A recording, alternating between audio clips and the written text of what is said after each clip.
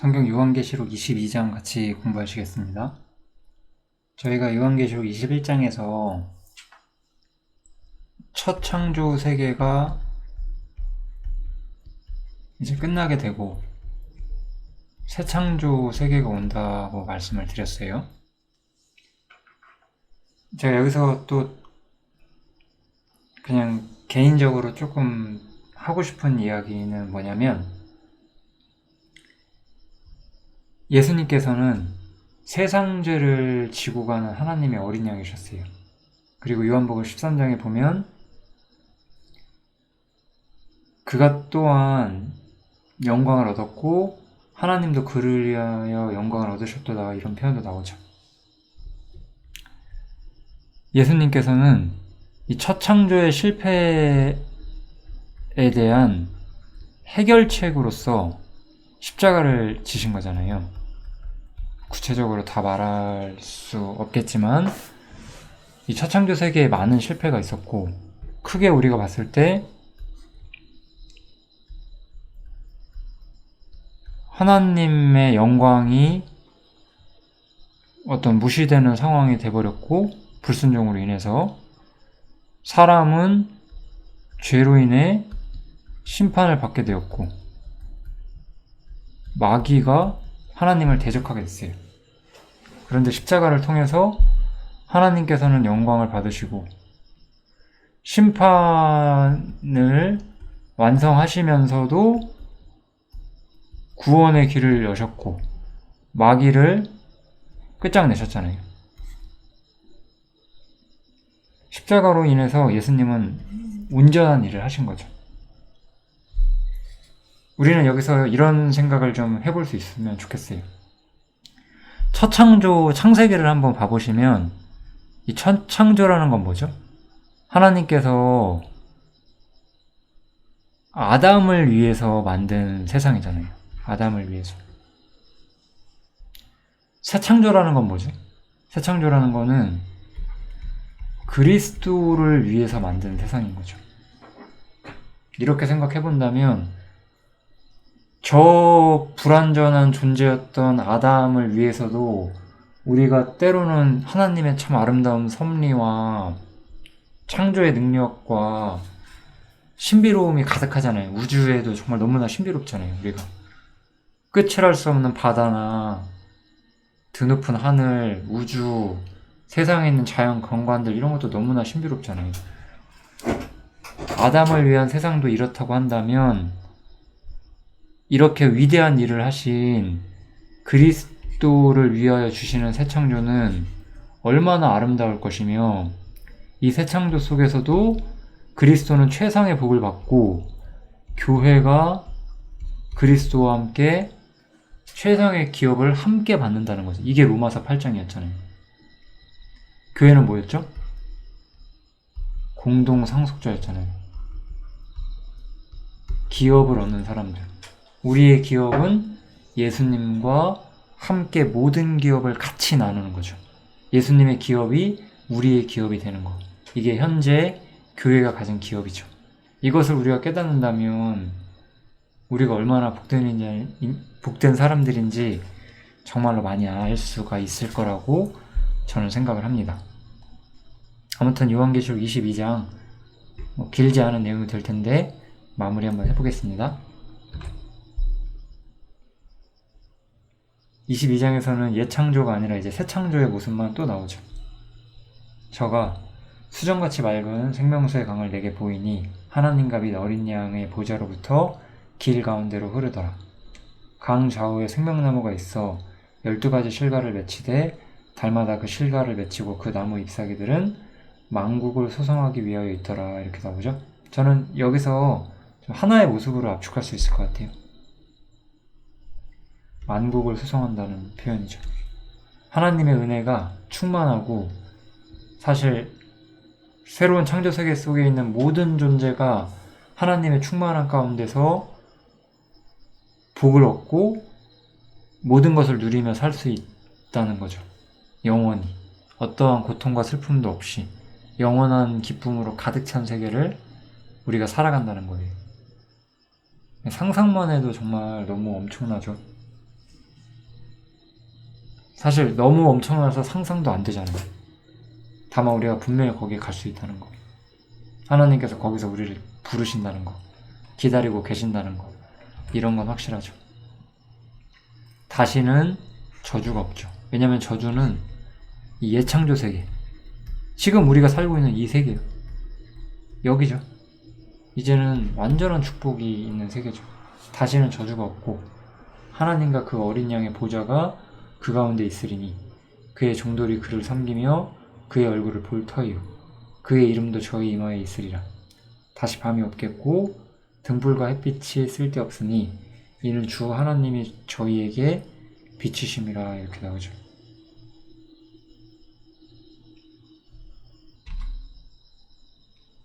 하나님의 빛이 영원히 비친다고 하는 거잖아요. 밤, 여기서 밤은 단순히 우리가 휴식을 취하는 그런 밤이 아니죠. 밤은 원래 어두움의 세계를 상징해왔던 것이고 영원한 빛의 세계, 영원한 충만과 축복의 세계가 가득하다는 거죠. 여기 사는 사람들, 여기서 종들은 성도들을 포함한 어떤 사람들로 좀 보여지는데, 왜냐하면 그 주님의 이름이 이마에 있을 것이다 라고 이야기하잖아요. 우리 요한계시록 13장에서는 그 짐승의 표를 이마에 새긴다고 했죠. 짐승을 섬긴다는 표로서, 의의 표로서. 이제 우리 이마에는 하나님을 섬긴다는 표가 있다는 거죠. 영원한 하나님의 세계 속에서 하나님을 섬기는 자로서 그분의 모든 축복 가운데서 즐거워하면서 살 거니까요. 하나님이 비치는 세계. 저희가, 여기 나오잖아요, 저희가. 그래서 성도들이 포함되죠. 종이라고 해서 어떤 천사나 그런 게 아니라 세세토록 왕노릇하리로다, 이렇게 나오고 있습니다.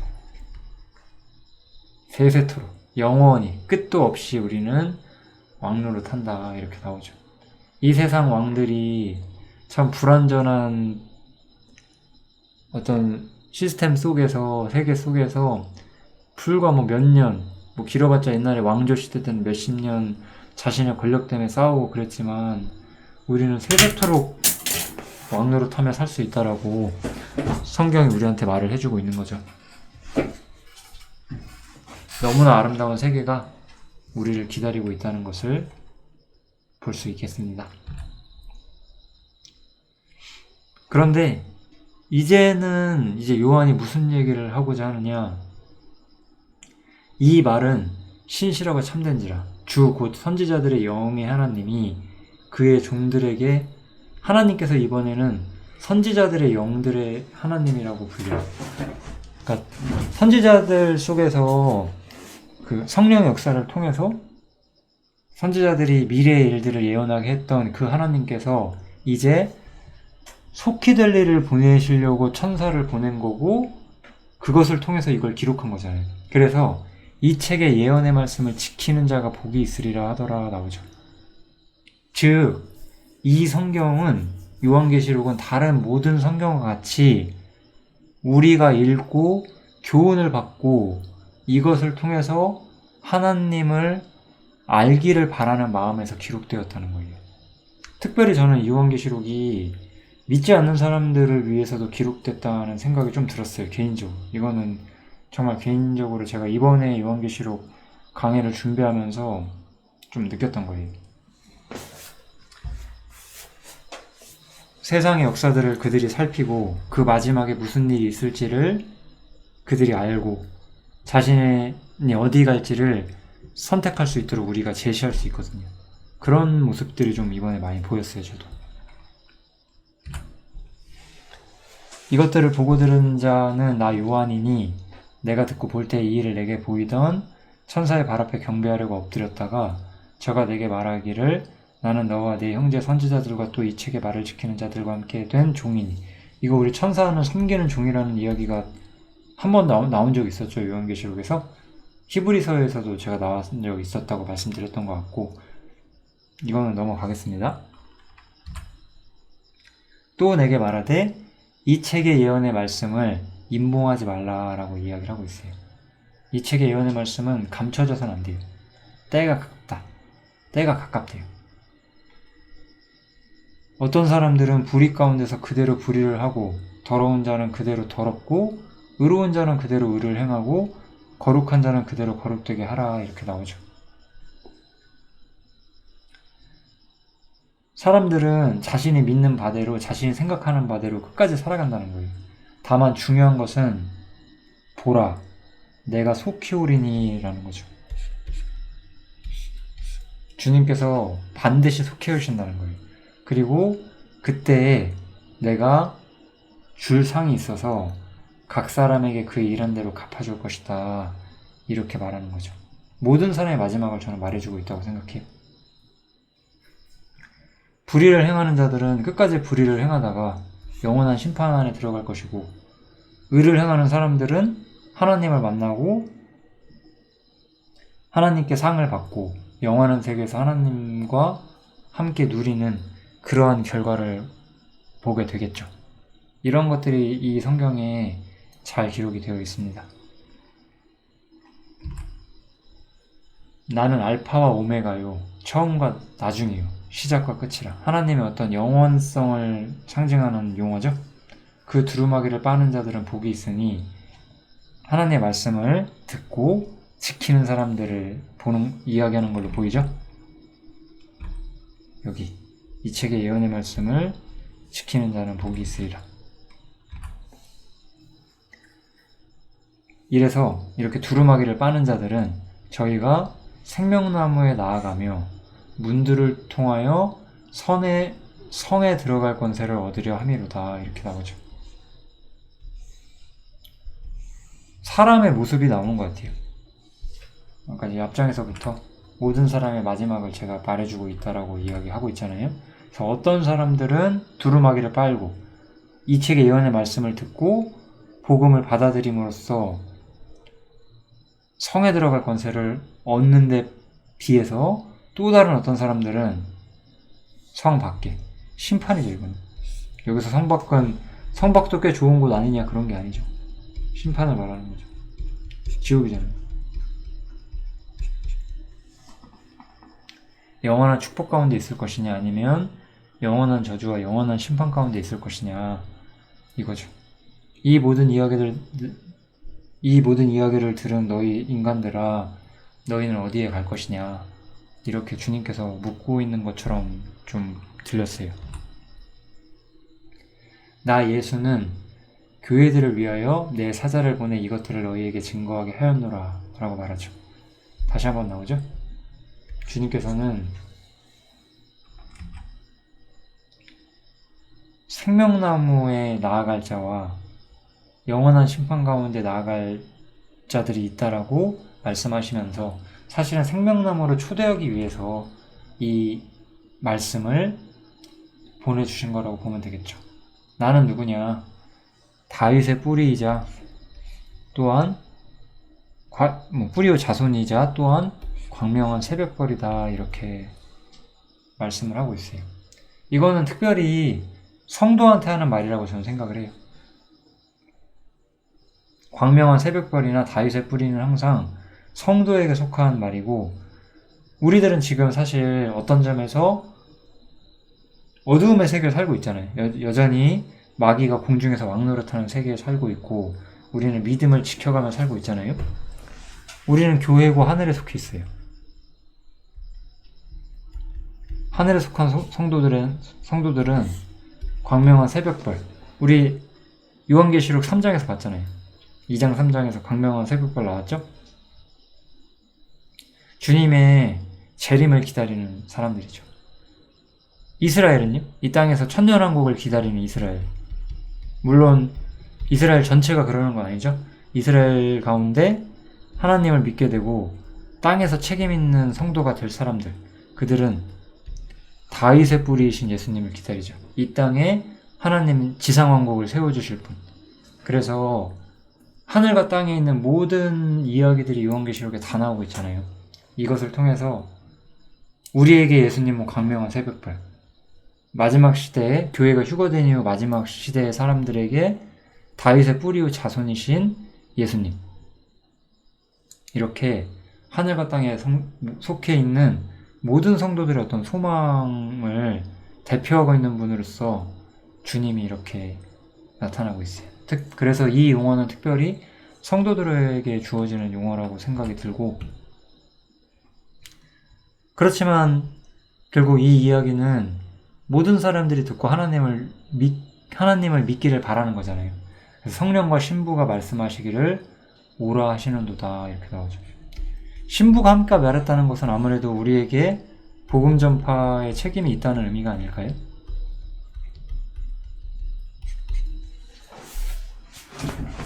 그래서 성령님과 신부가 함께 오라라고 한대요. 그래서 듣는 자도 오라 할 것이요, 목마른 자도 오라 올 것이요, 또 원하는 자는 값없이 생명수를 받으라 하시더라. 하나님께서는 목마른 자, 하나님을 찾고 듣길 원하는 자, 그리고 하나님께 오길 원하는 자, 누구에게든지 값없이 생명수를 주실 것이기 때문에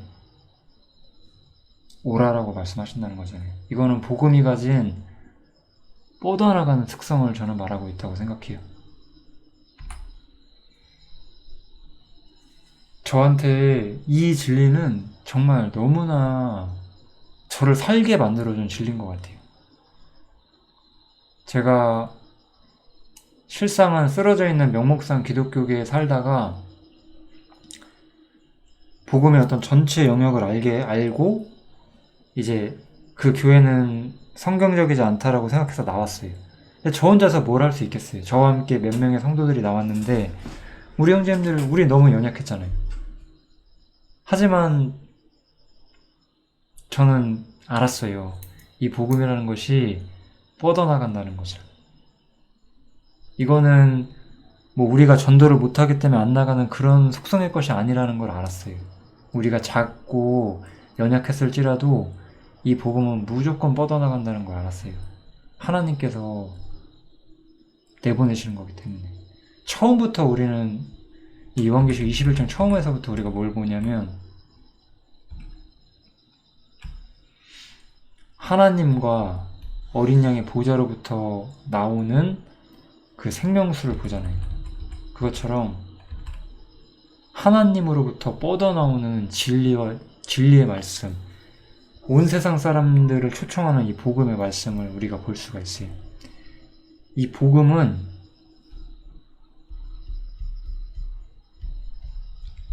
하나님으로부터 온 거예요. 하나님으로부터 와서 이제 교회, 성도들 사이에서 우리의 축복과 우리의 은혜와 우리의 힘이 되고 이제 사실 죄인들의 세상으로, 죄인들에게로 뻗어나가죠.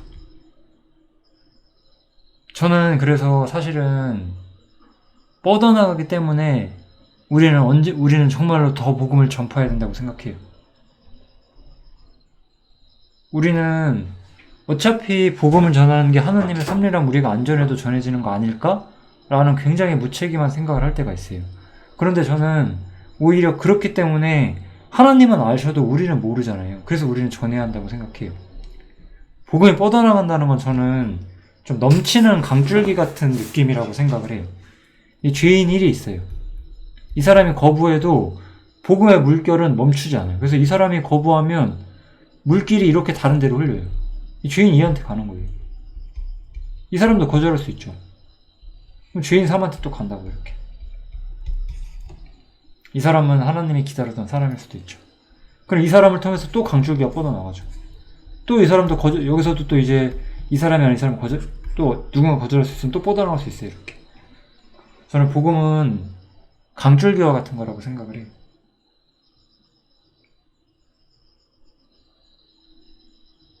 우리가 어디서 무엇을 하든 우리는 항상 복음이 우리를 통해서 나갈 수 있다는 기대감을 가지고 살아야 되고 이 복음이 뻗어나가는 것을 즐거워해야 돼요. 이런 걸 멈춘 기독교인이란 건 너무나 슬픈 기독교인이에요. 물론 우리가 뭐 몇 년 전도 잘 안 될 수 있어요. 괜찮아요. 우리가 뭘 위해 살고 왜 살고 있느냐예요.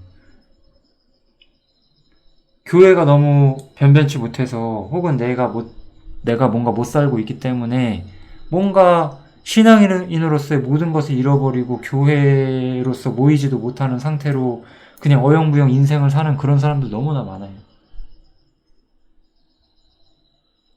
교회는 항상 이 진리가 뻗어나가는 곳이 되어야 되는 게 맞아요. 교회가 된다는 건 어떤 교회 조직이 그걸 해야 된다는 게 아니라 우리들이 전부 이 뻗어나가는 강물이 돼야 된다는 거죠. 교회는 진리의 기둥과 터였잖아요. 저는 뭐 교회 조직이 이걸 해야 된다고 생각 말하는 게 아니에요. 우리 자신이 복음을 뻗어나가는 사람들이 돼야 돼요. 신부가 같이 말하니까. 그리고 우리가 부족할 때도 하나님의 복음은 끊임없이 뻗어나갈 거라고 저는 믿어요. 그리고 우리가 요즘에는 많은 열매를 보잖아요. 저와 함께 처음 시작했던 형제님들은 이런 날이 올 거라고 상상도 못 하셨을지도 모르겠어요. 근데 저는 반드시 올 줄 알았어요. 저는 복음이 뻗어나가는 걸 이해했었거든요. 처음부터. 그 결과를 보는데 10년이 넘게 걸렸지만 이런 날이 올 줄 알았습니다. 저는. 요즘같이 즐거운 때가 없었죠. 저는 최상의 기쁨을 많이 누리고 있네요. 내 자신이 주님 안에서 충만해지고 아무것도 염려하지 않고 하나님의 모든 충만을 누리는 그러한 것도 즐거웠고, 성도가 느끼는 기쁨이잖아요. 그런 게 일종의 충만, 제가 지금 말하는 것처럼. 또 성령에 충만해진다고 하죠. 성령에 충만해지는 게 주님이 나의 모든 것이 되는 거잖아요. 그러한 충만과 예배자로서 최상의 기쁨도 느껴보고 주님의 고난을 참여하면서 그분의 슬픔을 이해하면서 주님을 따라가고 싶다는 마음으로 가득 차면서 즐거워하고, 이렇게 모든 사람에게 뻗어나가는 복음을 보면서 또 즐거워하고, 이렇게 우리 삶 속에는 기쁨들이 가득하다가 영원한 세계 속에서 또한 영원한 기쁨을 함께 누리게 되는 날이 반드시 찾아올 거예요. 여기까지가 이제 요한계시록의 어떤 마지막 모습인 것 같아요. 여기서부터는 이제 일반적인 이야기가 나와요. 이 책은 예언의 말씀이고 중대한 진리를 담고 있기 때문에 더하거나 빼지 말라고. 더하면 저주가 더해지고 재앙이 더해지고, 빠지면 생명나무와 그 어떤 생명책에서 거룩한 성에 참여하면서 제하여 버린다. 이 성경을 건드는 것이 얼마나 커다란 죄인지, 성경의 권위에 도전하는 것은 인간으로서는 가장 큰 죄악 중 하나다라고 이야기를 하고 있는 거죠. 이것이 저는 단순히 요한계시록만을 말하는 게 아니라 성경 전체 권위를 좀 보호하고 있다고 생각하고요. 가끔 우리는 성경의 권위에 도전하는 어리석은 사람들을 봅니다. 그들의 결말은 뻔합니다. 불과 유황으로 타는 못에 참여하게 되겠죠. 마지막 성경이네요. 이것들을 증거하시니가 가라사대 내가 진실로 속히 오리라 하시거늘. 기다리죠. 우리가 주님께서 진실로 속히 오실 것이다 라고 말씀하셨어요. 그래서 우리는 화답하죠. 아멘. 주 예수의 오시옵소서. 주님의 재림을 기다리는 것, 이게 바로 성도들이 가져야 하는 마음이에요. 그러면서 인사를 하면서 마쳐요. 주 예수의 은혜가 모든 자들에게 있을지어다. 아멘. 이렇게. 일반적으로 저는 성경을 읽으면서 대부분의 서신서들은 마지막에 안부 인사로 끝나거든요. 근데 이제 요한계시록의 마지막 장면은 좀 굉장히 멋지지 않나요? 하나님의 초대, 복음으로의 초대, 주님을 만나는 자리로 우리를 초대하시는 그런 모습, 되게 멋있다고 저는 생각을 했습니다. 요한계시록을 이렇게 해서 끝내게 됐네요. 22장까지 꽤 길었는데, 아무튼 어찌 보면 요한계시록 맨 앞에 1, 2, 3장이랑 그 다음에 마지막 21, 22장이 제일 정말 우리에게 하는 말이 많은 것 같기도 합니다. 어찌 보면 그 사이에 있는 모든 역사에 대해 우리가 잘 모를지라도, 물론 그걸 알기 때문에 마지막 21, 22장이 더 와닿을 수도 있겠지만, 21, 22장에서 우리에게 보여주는 것들이 결국 이 역사의 끝이며 새로운 세계의 시작이잖아요. 그것을 우리가 기다리는 거죠. 요한계시록 22장 여기서 마치겠습니다. 감사합니다.